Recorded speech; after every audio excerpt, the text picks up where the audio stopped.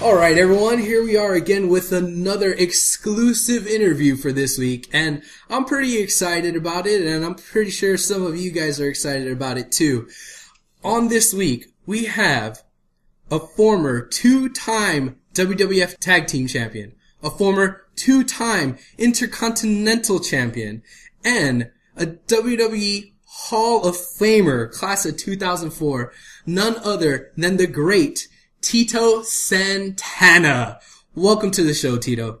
Thank you very much. Thank you for having me. We're honored to have you on our show. Yes, thank you very much. Gracias.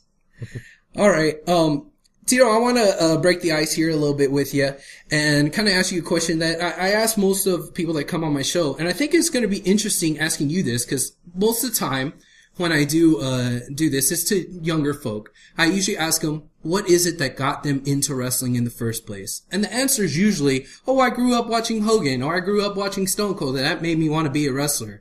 But you were actually wrestling during that time period. What was it that got you into wrestling? Well, I came from, I was a migrant worker, in South Texas, and grew up with not too much money, and I happened to get a scholarship in football, and Tully Blanchard was the quarterback, and everybody in Texas knows Tully Blanchard and Joe Blanchard, and they started talking to me about professional wrestling, and I wasn't a wrestling fan myself. I became a fan until I got into it, but Joe Blanchard, I was more interested in playing professional football, and Joe Blanchard started talking to me about what kind of money I could make in professional wrestling. So for me, it was money. I saw a better future for myself and hopefully for my family, and it turned out to be the best thing that I ever did. Awesome. That's pretty cool that you were able to kind of make a living out of that and just get into it just as, just kind of coming up here in, in Texas and kind of working your way up. I think that's really awesome. And that's also understandable because at that time, wrestling wasn't as big as it is now. So, that's a very interesting story. Let's see here. Well, speaking of all that, speaking of, finally getting in and getting into the wrestling world, you've wrestled all over the place. You wrestled a bunch of different venues and all over the world and everything. What experiences, did you have working for certain places? And more specifically, what was it like working at, Madison Square Garden? Well, Madison Square Garden, I got advice from, different wrestlers, that tell me, it's probably the hardest place to get over in, with the wrestling fans. They were hard. You really had to earn the fans. But just walking into the arena, at the time, my first time at Madison Square Garden, I was pretty young. I was shocked at the amount of people. There was over 20,000 people. I had never wrestled in front of 20,000 people. Although I did wrestle in some big matches there in Houston, to me, the biggest break and the biggest notoriety that I got in professional wrestling early in my career was when Paul Bosch gave me the opportunity to wrestle against Nick Bockwinkel for the world title from the American Wrestling Federation. Yeah. And Houston to me was what made my name. Yeah, that's really cool. Working down here in Houston and having those big matches. Sometimes people don't realize how hot of a town Houston was back in the day, and there was always so many people coming through this town and wrestling here, and it was just kind of a hotbed.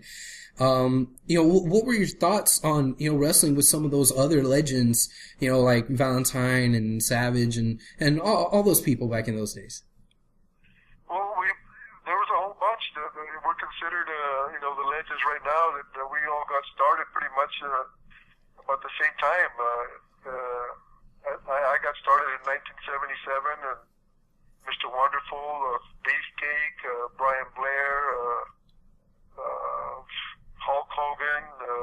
There was a whole bunch of us who got started, and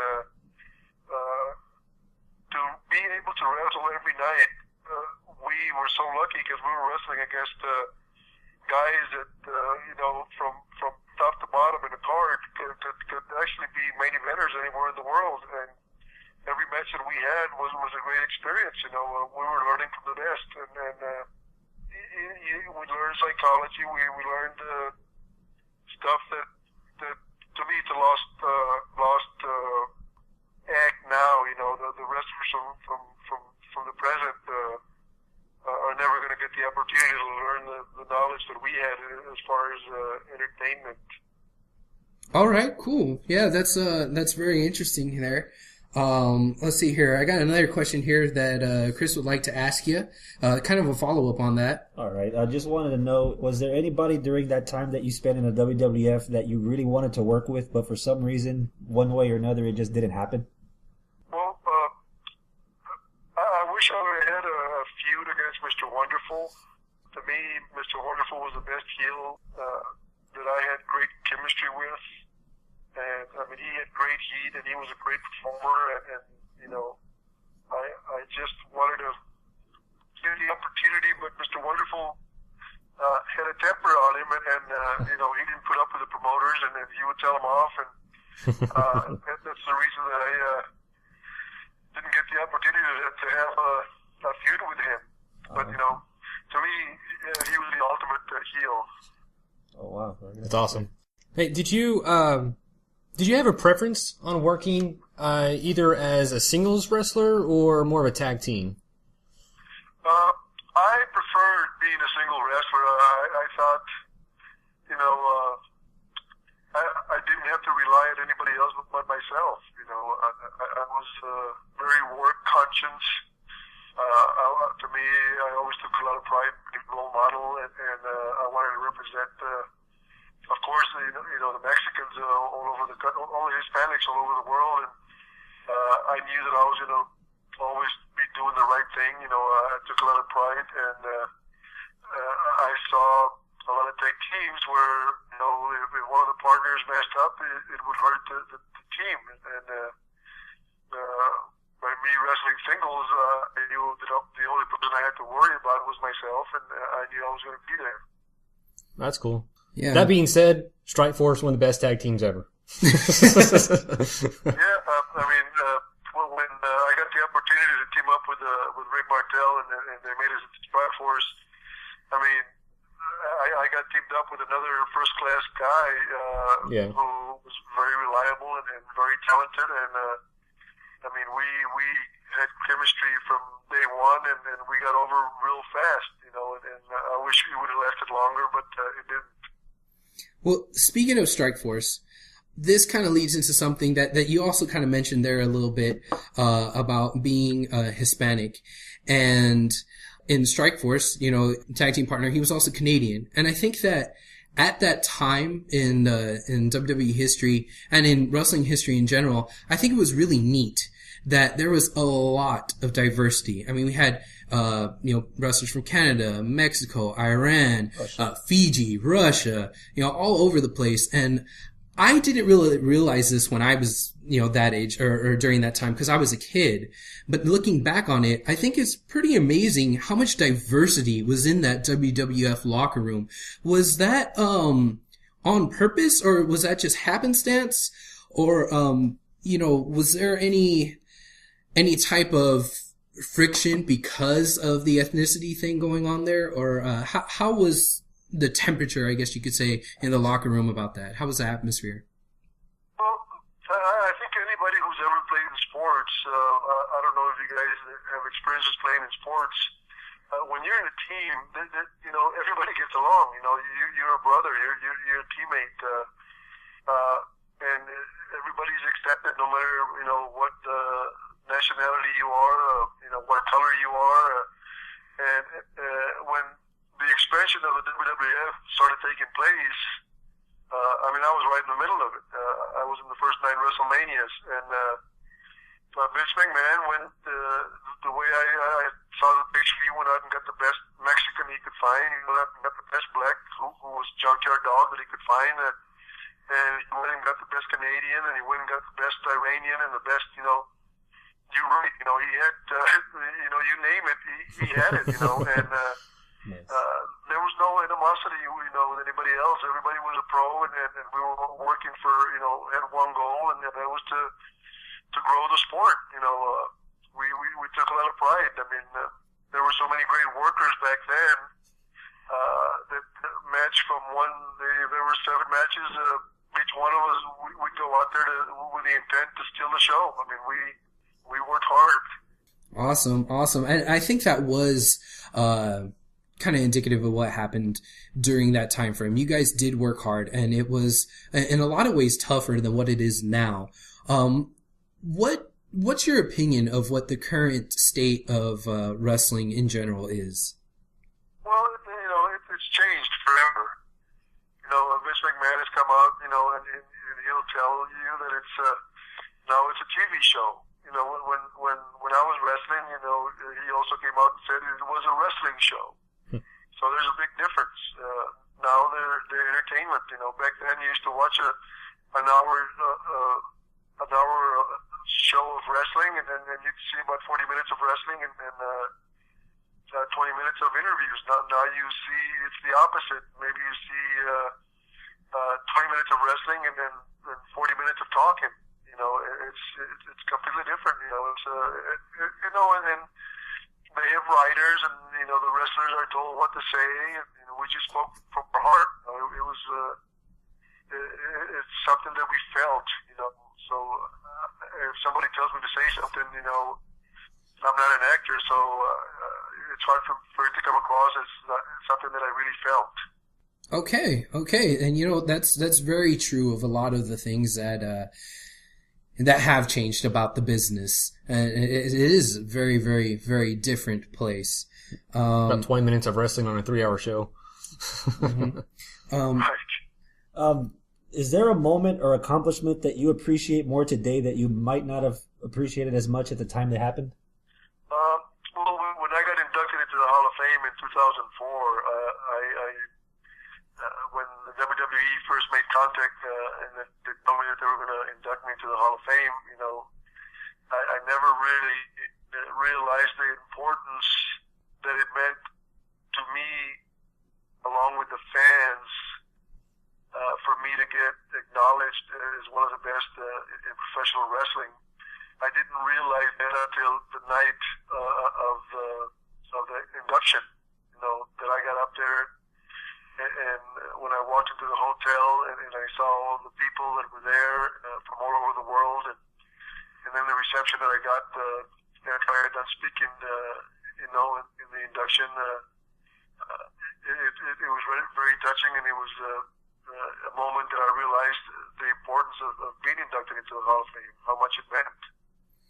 Yeah, it is very, very important now, and there's a certain level of respect that comes along with having the title of WWE Hall of Famer, and it is, I'm talking like I'm a Hall of Famer, but it is something that's very, very high regarded in this day and age, and I think that's pretty awesome that you were given that opportunity to have that title and that you have it now, because you were such a hard worker back in those days, and it was really, really good.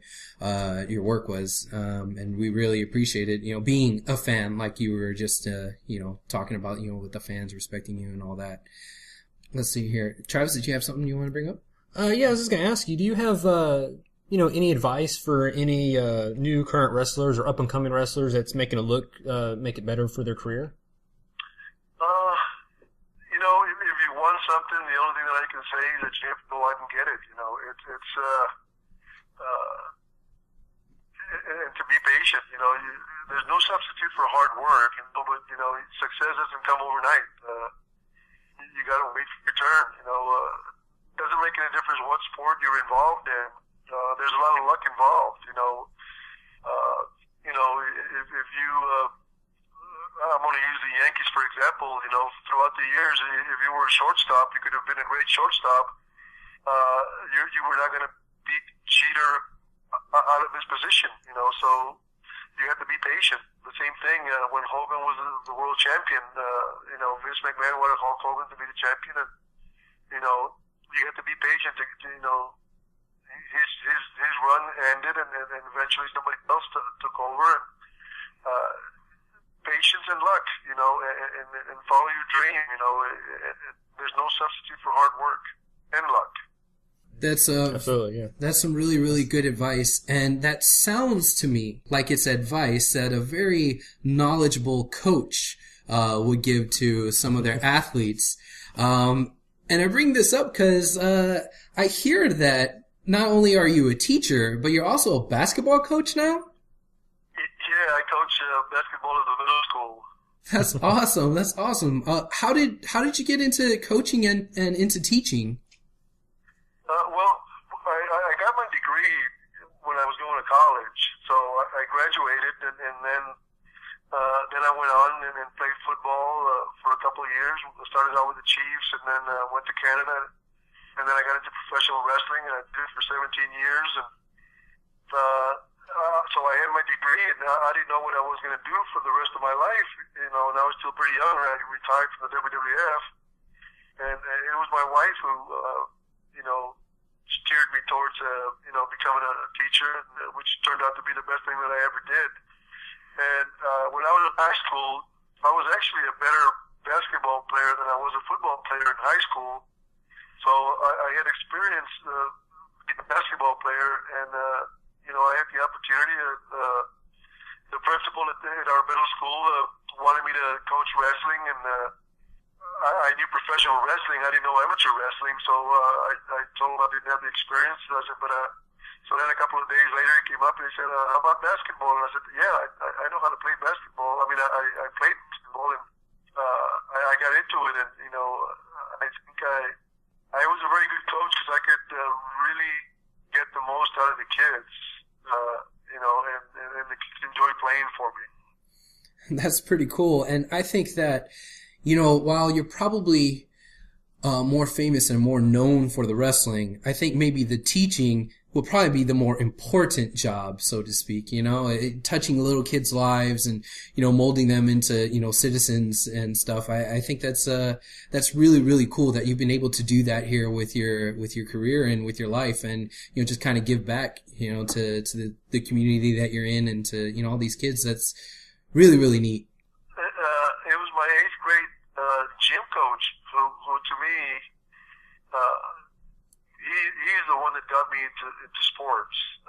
He introduced me to the freshman football coach. I had never played sports until I was a freshman in high school, and I never forgot that that coach made a big difference in my life. I mean, I could have gone, I could have gone south. I could have gone downhill. But the minute that I got involved with sports, my life changed, and I never forgot the difference that he made in my life, and that's why I decided to major in education, and I had a degree in physical education and in Spanish minor, and I first started out as a gym teacher because I know what he meant to me, so I wanted to do something, touch one of the students, and I know that I've made a difference in a lot of lives already, because I can relate, and the kids know that I care about them. You're not going to BS, even though they're only 8th graders.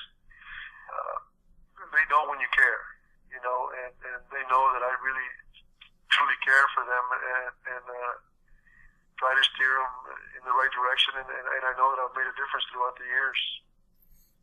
Awesome. That just sounds wonderful that you're doing that now. And, it all stems, we all have that one teacher that we had that was, very inspiring to us, and you had that experience, and now you're inspiring, other kids here, and, that's just great. Let's switch gears a little here, before we wrap it up. Reason why we're having you on here, or one of the reasons, is that we're actually going to get a visit from you. You're going to come down here to Houston on the 31st, and you're going to be a part of the Clutch City Productions Sports and Celebrity Super Show on August the 31st. That's what I said, right? Oh, I said it. 31st is tomorrow. Oh, the 31st. Yeah, August the 31st. Right. Sorry. Anyway, you're coming down here for that, and you're going to be signing autographs, and I think that's going to be pretty cool. Do you know, in what capacity people are going to be able to interact with you? They're going to be able to interact as much as they want. I mean, that's why I still enjoy doing things like that. I'm going to be taking pictures. I'm going to be selling 8x10s, and there's going to be other wrestlers that are going to be there, big-time wrestlers that are going to be there. It's going to be a great opportunity for a lot of fans to come out and meet some of the wrestlers, but I hope they come out and see me and then go see the other guy. Well, tell them to go see you first, right? I do love talking to the fans, and I can't say how many times the fans come up with stories that I had totally forgotten, that they remember. And to me, the fans made me. And it's always so nice to see the joy that they have whenever they get the opportunity to talk to me, and I truly care for the fans, and I don't blow them off. The minute they buy the picture, they want to talk. I'll talk to the fans. I just enjoy hearing stories, and I am so grateful for the support, because it's the fans that make Tito Santana. Mm-hmm. Yeah, that's very, very true. And I can't wait to meet you in person at the end of the month of August. I can't wait to see you out there. Hopefully, our listeners here that are listening to you, they'll want to come run out here and see you. It's going to be at the Pasadena Convention Center, August the 31st through September the 1st. And you can meet yours truly here, Tito Santana, as well as several others. Greg the Hammer Valentine, Brutus the Barber Beefcake, Kevin Nash, Scott Hall, X-Pac, Robbie E, and Miss Tessmacher. So far, those are all the people that have been advertised to be there. We might get a few more names, over the course of the month, but it's going to be really, really neat seeing you, and I hope a lot of people come out to see you too, man. Thank you so much for this time, and I can't wait to see you. I'm looking forward to seeing you. I'm looking forward to coming down. My brother lives 50 miles south of Houston, so I'm going to be. I'm coming down a couple of days early, and I believe my brother's going to be there with me also. So it's a great opportunity to kill two birds with one stone. See my family and come and meet a lot of the wrestling fans in the Houston area. Indeed, and we look forward to seeing you, man. And thank you so much for your time. I'm very honored that you came onto our humble little show, and good luck on your career with your teaching, and can't wait to see you again. Thank you so much. Thank you so much. Gracias. Arriba. Gracias.